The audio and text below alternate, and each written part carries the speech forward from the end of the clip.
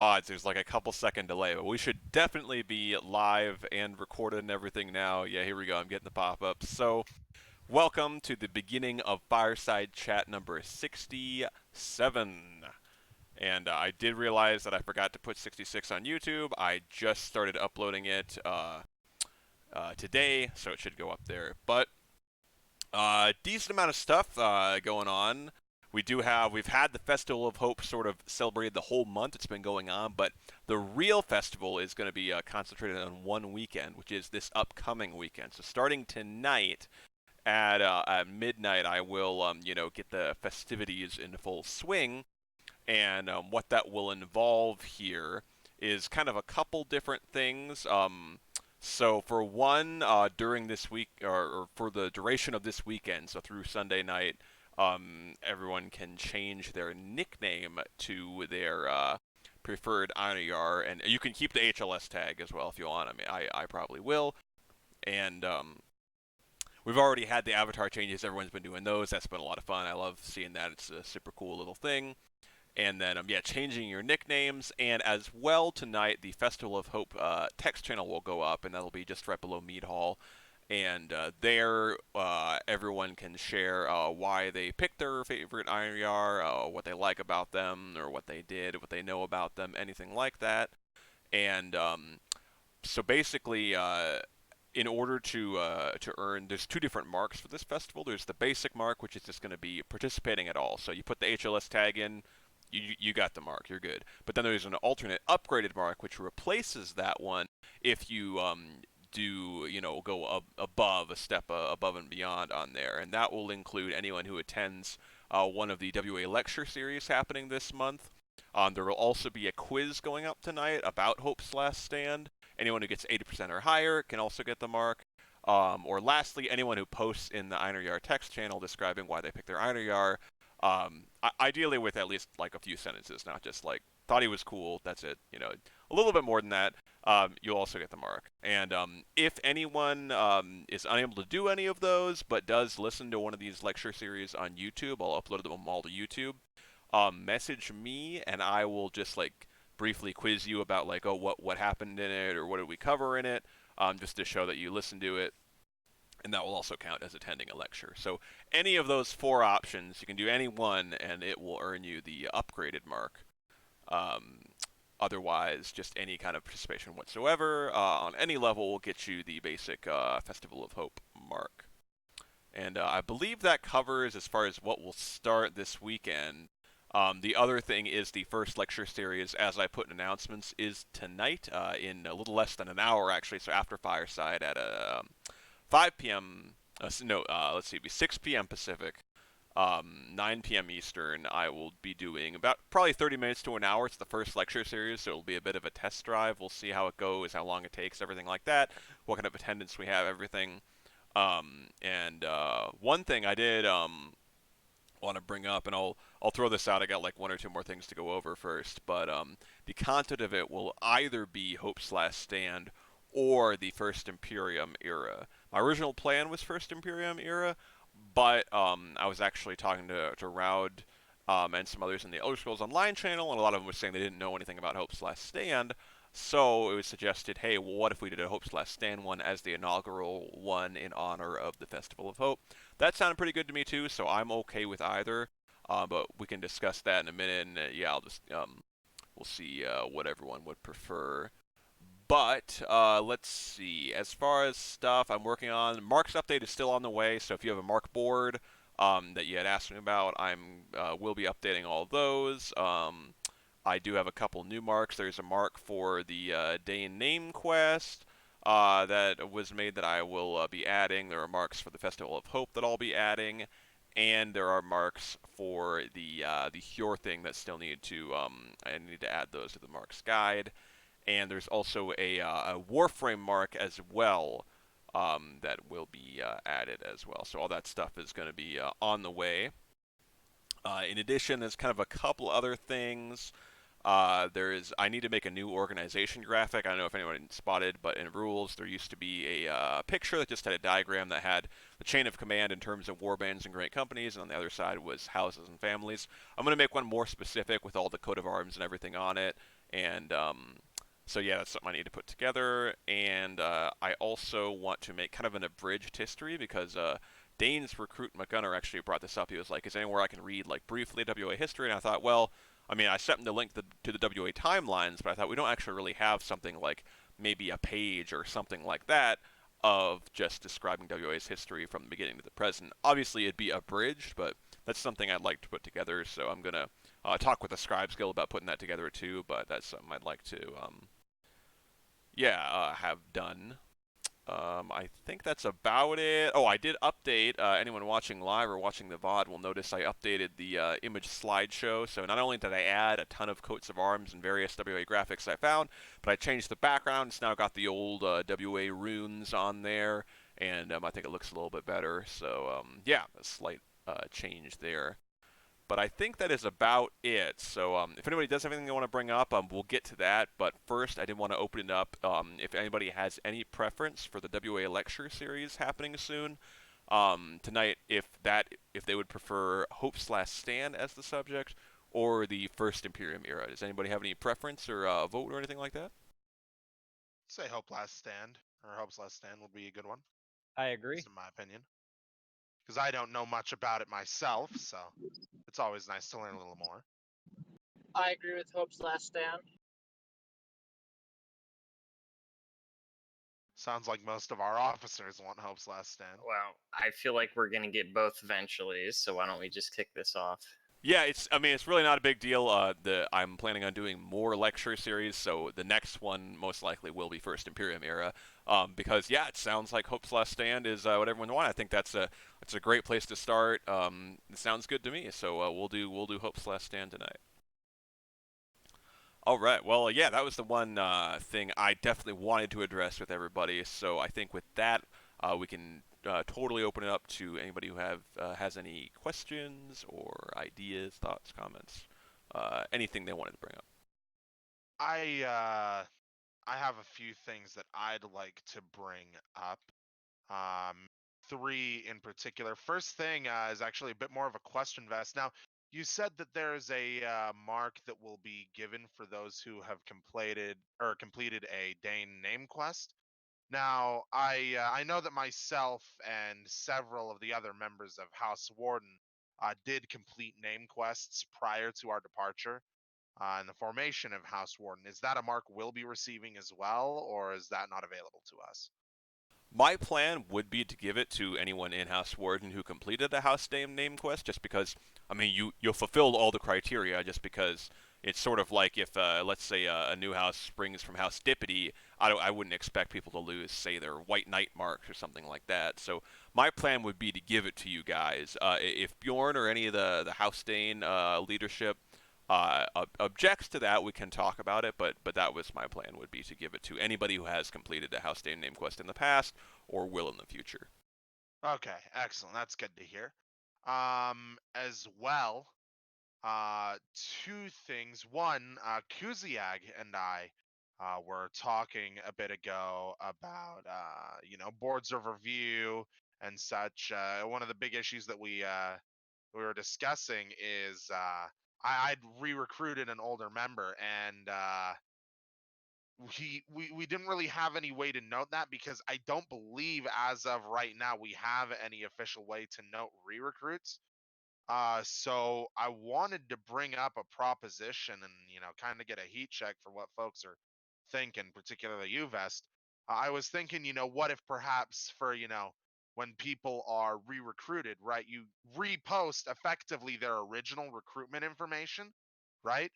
Um, as long as it's still accurate. So, for instance, with like people who were recruited into House Dane and then were re-recruited post, the founding of Warden.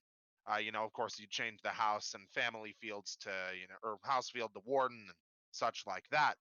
But what we brought up was kind of, how they have that date recruited on field. We were thinking if perhaps in parentheses, if it was a re-recruit, put that new recruitment date next to the original. That way we know, okay, this is when this person was first recruited, but they were re-recruited on July 11th, 2019, or something like that.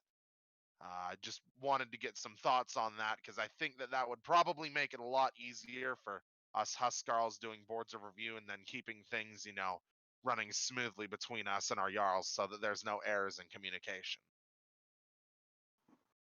The main thing would be for promotions. If it's a month requirement or 2-month requirement, then you can see the re-recruit date. So if you have a 10-year-old member just returning, they still need to go through. Hey, I've been here a month. I've completed Scout. I've completed Warrior, etc., etc. Go through all the logic gates to get the appropriate rank for them based on the criteria we set. So seeing someone coming in at 2010 doesn't really help us. And then you're scrolling back through Mead Hall and you're scrolling back through, first, roll calls and stuff to try to find when they first posted.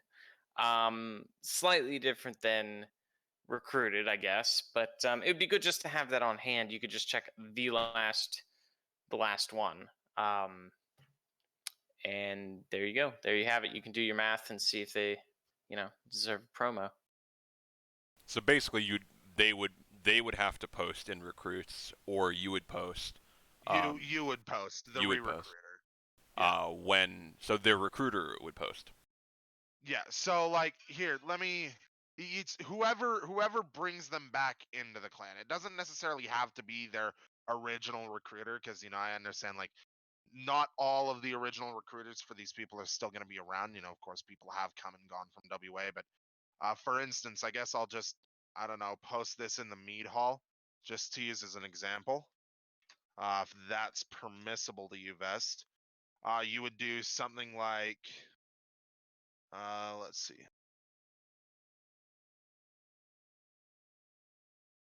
Let's see, you do something like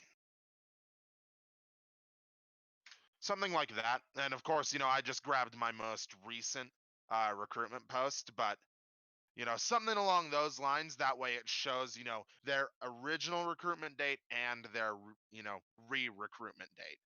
And then you'd leave the recruiter name the same because, that's still the person who originally brought them to the clan in the first place.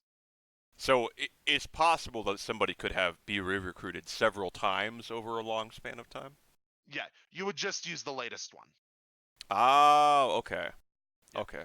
Yeah, I think So that's a good idea. we're not doing all of their recruitment dates, for those people who've left the clan 6 or 7 times, and then you've got this big long string of text. I did think of that. Yeah, because he brought that up, and I was like, no, that's fucking stupid. So it would just be the most recent one. Just to kind of help everybody with paperwork and such, and making sure that promotions are getting done correctly. Help things go by a little bit easier.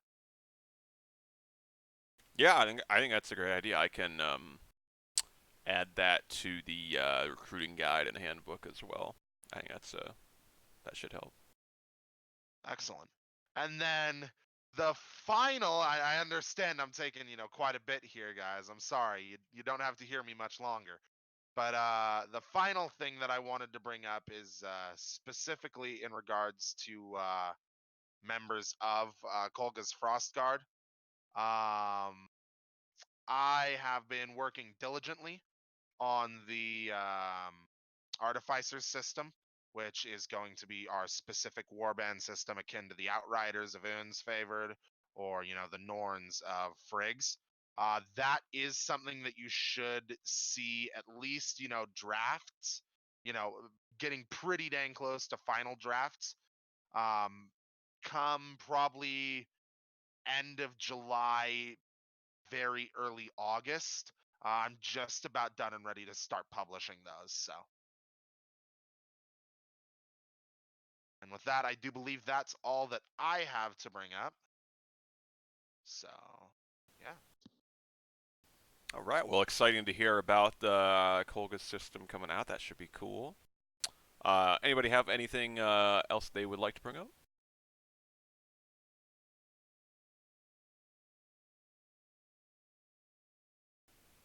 Sounds like possibly not. All right. Well, I think I went over just about everything I had in mind. I know I've got a lot of stuff that I've been promising to get on. I'm glad I got the lecture series. It's finally starting up. I know that's something I've been talking about for a long time, so I at least got that going. I will try to when I get some extra spare time here. Get that organization graphic and the whole marks updated as well. I believe the handbook is actually pretty up to date. I will add this about the re-recruitment. But other than that, I believe it's good. I can't recall if I addressed this last week, but we did update in the handbook that the sit reps are due Saturday night, so you have the whole window there. And I actually clarified it so rather than you actually can't submit your sit rep too early. So technically, basically how it works is the sit reps you can do it anytime during the week, just by Saturday night, and then that gives some flexibility based on if you do have, for example, a boards review from the warbands being late, since those are still due the Tuesday night. Let's say those are late coming Wednesday, Thursday, something like that. You still have a couple of days. The Jarls or Heresies, whoever's writing the sit rep, has some time for that as that was requested. So that's all already in there, written. So that should be ready. One thing I did want to do is usually something I like to do every once in a while is just go in and double check that everyone double check all the members in the clan as far as that they posted in roll call, say they've missed some, everything like that. In case there's some people just kind of slipping through that haven't posted roll call in a super long time. And then I'll hit up all the Husk girls and just double check if they're on LOAs or something like that, just so we're all on the same page with that. And another thing I do want to do is make sure that we have all the warband information in the right spots. So I know we've been talking about that for a few months, and I think most of the warbands have it or are working on it or whatever. But just having the warband flag, patron IR, roster, all that information, both in their Discord channel and also in their sub forum on our forums. So yeah, that's kind of a few different things, but all stuff I'm hoping to get started on and get completed pretty soon here. And yeah, I already mentioned the Mark board update, so yeah. Well, yeah. Did anybody have anything they wanted to bring up before we probably sign off here, and then we'll start getting ready for in just about 40 minutes here. We'll have the kickoff for the WA lecture series. Oh, you could have your Manigath, you could have your Berserker just have like a Google document of the roster, and they'll check it like every week or two. They could do that. Oh yeah. I know that, but at the same time, that requires a berserker. XD. Fun fact: my last berserker kind of committed fucking suicide. So, I heard. it was a really epic Fortnite gamer moment. We all remember that fateful night. But I couldn't forget. yeah, I admittedly I have been slacking a little bit on the roster just because between jobs right now and stuff, things have been a bit hectic within my personal life. But I should be back into the full swing of things here shortly. So Cool. One other thing I did just remember is there is still some codex work to do. I know there's probably a lot of updates that need to happen, so that's something me and the Scribes Guild can look at doing as well. And one thing I did want to do is create some codex entries for a few things. This was brought up quite a while ago by Pato, I believe, but codex entries for some of the in-lore locations, as well as Discord channels and some other stuff like WA TeamSpeaks and servers over the years and stuff like that. Seeing as we already have entries for our Discord server, some of our different forums, stuff like that. So some codex work to be done as well for me and the Scribes Guild. The intention there was the fact that 10 years from now we might not remember, or there might be a lot of new members who don't realize that Ginunga Gap was where we posted memes. They wouldn't know that. We know that now, but 10 years from now it'd be cool information to have. Absolutely, yeah, and I think it's even just come to mind for me now talking about Hope/Stand with some people is that a lot of people don't know anything about Hope/Stand or don't know anything about some of the people that were in it as well, which, say we look back 10 years ago, something like that, 11 years ago, I mean, it was something that was drilled into the heads for knights and a lot of officers and stuff like that. So I think we can never have too much, information and recorded stuff for all that. So yeah, for sure, I think that's something we can do. All those minor details might seem unimportant now, but to the future members, might seem like a really cool factoid. For sure, We'll yeah. have a substrata, layer after layer of fossilized memes. Ah, yes. Who can forget such classics as Grumpy Cat or And David Shoop after da dentist. Whoop, So or better yet, Sky had a Ouija? Yes. They won't be there with their chisels. They'll be taking the sledges to these to get to the actual meat of the issue underneath. They're like, screw this. Smack. Insert What have joke we about here? 9gag meme rock. All right. Well, I think it's about time we do sign off. I think we're winding down here, but thank you everyone watching live or watching the VOD. Thanks everyone for showing up. This has been Fireside Chat number 67, and we will be back. We'll be back tonight, so tune in again in just about 37 minutes for the lecture series number 1 about Hope/Stand. But we'll also be back with the next Fireside Chat next week, Thursday at 5 p.m. Pacific, 8 p.m. Eastern. So see everybody then.